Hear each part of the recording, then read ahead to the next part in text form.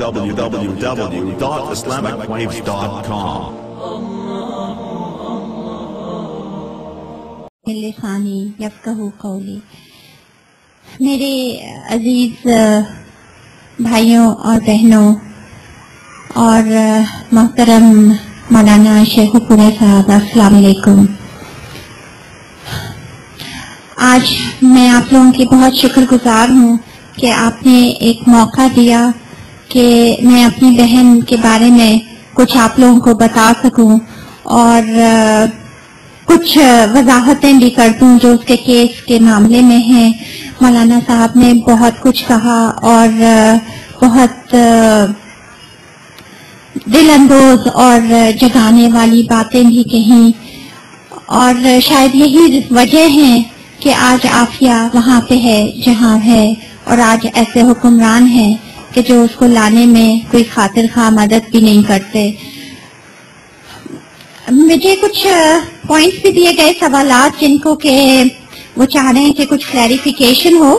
تو میں ایسا ہے کہ 8 سال عافیہ کی اور سمجھیں کہ 38 ایئرز آف ہر لائف کو 10 منٹ 15 منٹ کے اندر سمرائز کرنا تو اتنا آسان نہیں ہے، لیکن میں کوشش کروں گی کہ ایک چھوٹا سا آپ کو ایک تصویر کھینچ کے دکھاؤں کہ عافیہ کون تھی اور وہ کیا چاہتی تھی اور کیا الزامات تھے اور ابھی تک ہم کہاں پہ ہیں. عافیہ، ہم لوگ، ہمارے والد صاحب ڈاکٹر تھے اور امی ایک سوشل ورکر تھی، اور ہم 3 بہن بھائی ہیں. ہمارے بھائی سب سے بڑے ہیں اور وہ اسپیس آرکیٹیکٹ ہیں، امریکہ میں ہوتے ہیں. اس کے بعد میں ہوں، میں نیورولوجیکل ڈاکٹر ہوں، نیورولوجی میں اسپیشلائز کرتی ہوں، اور میں نے ہارورڈ سے گریجویشن کی تھی. اور عافیہ ہم میں سب سے چھوٹی ہے، اور گھر میں آپ کو پتا ہے جو سب سے چھوٹا ہوتا ہے وہ لاڈلا بھی ہوتا ہے. اور عافیہ ویسے بھی ہم سب میں بہت زیادہ ماشاءاللہ سے پہلی کلاس سے جب سے اسکول شروع کیا اور اس سے پہلے سے بہت ہی ہمدرد تھی اور ہمیشہ فرسٹ کلاس فرسٹ آیا کرتی تھی. کبھی بھی سیکنڈ کسی بھی چیز میں، اگر تقریری مقابلہ ہے یا کوئی بھی ایسے رائٹنگ ہے، کسی بھی چیز کا مقابلہ ہے، عافیہ نے اگر حصہ لیا ہے تو فرسٹ پرائز عافیہ کا ہے. ہمیشہ سے اس کا ایک یہ ریکارڈ چلا آ رہا تھا. ماشاءاللہ بے حد رحیم تھی. اس کا بچپن میں 2-3 چیزوں کا شوق تھا. بچپن میں اسے گڑیوں کا شوق تھا اور بڑے ہوتے ہوئے چھوٹے بچوں کا، اور بزرگوں کا بے حد احترام کرتی تھی. اور یہی احترام اس کو جو ہے امریکہ میں بھی جب وہ گئی، یہاں پہ اس نے انٹر میں جب فرسٹ کلاس فرسٹ پوزیشن حاصل کی تو سب لوگوں نے اس کو امریکہ سے فل اسکالرشپ آفر ہوئی. بھائی ہمارے امریکہ میں ہی ہوتے تھے تو امی ابو نے کہا کہ اس کی تعلیم اچھی ہو جائے گی تو اسے بھائی کے پاس بھیجا. وہاں پہ اس کا نیشنل ڈینز لسٹ میں نام آیا، جو کہ بہت ہی کم، بہت بڑا اعزاز ہوتا ہے.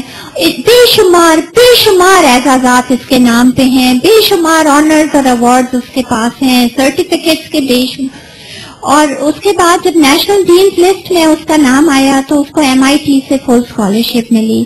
MIT میساچیوسیٹس انسٹیٹیوٹ آف ٹیکنالوجی ہے، جو کہ امریکہ کی ہی نہیں پوری دنیا کی نمبر 1 یونیورسٹی مانی جاتی ہے. اور وہاں پہ جب اس کو فل اسکالرشپ نئے وظیفے کے ساتھ مل رہا تھا تو سب لوگوں نے کہا آپ اتنی ذہین طالب علم کی اور اتنی ذہین اس کی، آپ اس طرح نہیں کریں اور آپ اس کو وہاں پہ جانیں. عافیہ کو 2-3 چیزوں کا جیسے میں نے آپ کو بتایا شوق تھا.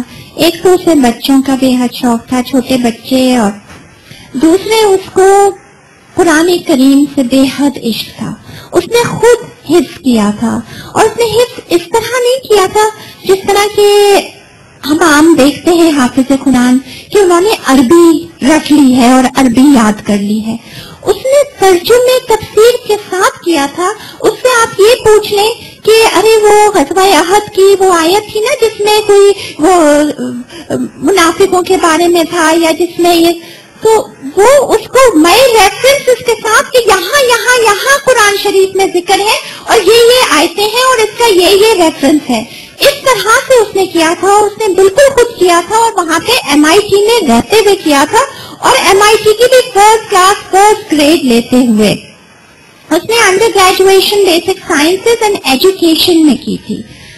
اور اس کی جو ایک ہابی تھی، مشغلہ تھا، جو بھی وقت اس کو ملتا تھا، وہ جو اولڈ مینس ہوم ہوتے ہیں وہاں پہ، اولڈ پرسنز ہوم، وہاں پہ لوگ اپنے ماں باپ کو سب کو چھوڑ جاتے، بیچارے پڑے ہوتے، دیکھتے رہتے کوئی آ جائے کچھ، وہاں پہ جا کے ان عورتوں کے بال بنانا، ان عورتوں کی شاپنگ کرنا، ان عورتوں کی خدمت کرنا، یہ اس کا ایک مشغلہ تھا جو وہ کرتی تھی. یا پھر ذہنی معذور جو بچے ہوتے تھے، خاص کر آٹسٹکس کے اوپر اس نے بہت کام کیا ہے، اور ان معذور بچوں کے لیے وہ بہت ہر وقت جا کے والنٹیئر کرتی تھی. میں کبھی اس کو کہتی بھی تھی کہ عافیہ تمہیں یہی لوگ ملے جو بالکل تھینک لیس جاب کرتی ہو تم بھی، کہ نہ وہ ذہنی معذور بچے اس کا شکریہ ادا کر سکتے ہیں، پہچان بھی نہیں سکتے، نہ وہ کرائم کی بڑھیاں جو کہ جتنا بھی کرو الٹا گالیاں ہی دیتی ہیں، اور وہ الزائمرز کی پیشنٹس، اور وہ تو کہتی کہ نہیں لیکن ان کا بھی تو کسی کو کرنا ہے، جو شکریہ ادا کرتے ہیں اس کے لیے تو سب کرتے.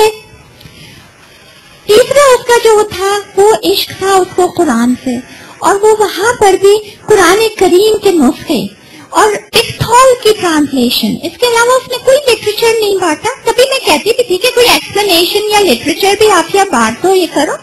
تو وہ جو اسٹوڈنٹس کی ٹیبلز لگا کرتی ہیں نا، جیسے کوئی بھی اسکول میں ایونٹ ہوتا ہے، کالج میں، یونیورسٹی میں نا کوئی بھی ہوتے ہیں ایونٹ ہوتے ہیں، طلبہ کی چیزیں ہوتی ہیں، تو اس میں مختلف ٹیبلز مختلف تنظیمیں لگاتی ہیں.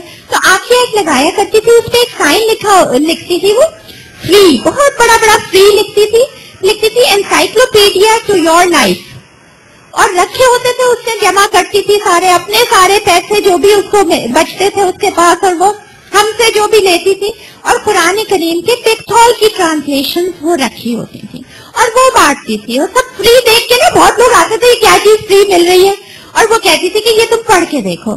تو میں اس سے جب کہا کہ لٹریچر، تو اس نے کہا کہ حضور صلی اللہ علیہ وسلم کوئی لمبی چوڑی تقریریں نہیں کیا کرتے تھے، وہ جب بھی بات کرتے تھے تو کلام پاک کی تلاوت سے کرتے تھے، اسی سے دلائل دیتے تھے، اسی سے وہ کرتے تھے. تو ہماری اور سب کی زندگی کا جو کامیابی کا راز ہے وہ ایک کلام پاک میں ہے.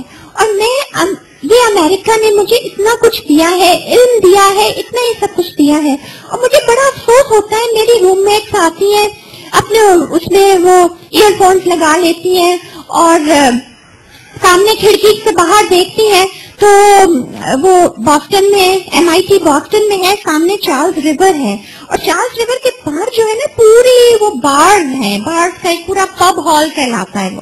اور وہاں پہ پتہ اس کے مین گیٹ پہ کیا لکھا ہوا ہے؟ گیٹ وے ٹو ہیل، یعنی دوزخ میں جانے کا دروازہ. تو وہ کہتی تھی کہ میں قدرت کی شان دیکھتی ہوں کہ دیکھو یہ خود اپنے شراب خانوں میں اس میں جانے کے باہر یہ لکھ رہے ہیں کہ دیکھو یہ جہنم کا راستہ ہے، اور پھر بھی چاہتے ہیں. تو کہتی تھی کہ میں جب یہ مجھ سے پوچھتے میرے دوست ہیں اور وہ کہ تم اتنا کام کیسے رہ لیتے ہو، اتنے پریشرز ہیں، یہ ہم تو جاتے تھے اور یہ لاؤڈ میوزک اور ڈسکو اور یہ سب کہ ہمارے پریشر کم ہو جائے. تو آپ سے کہتی میں ان کو ٹیپ لگاتی اور کہتی دیکھو تم یہ سنو، میں تو یہ سنتی ہوں مجھے سکون مل جاتا ہے. اور کہتی کہ اتنے لوگ اس کی طرف آتے اور وہ کرتے اور سنتے، اور یہ اتنے بھٹکے ہوئے لوگ ہیں، تو میں کیوں نہیں یہ کروں. تو یہ www.islamicwaves.com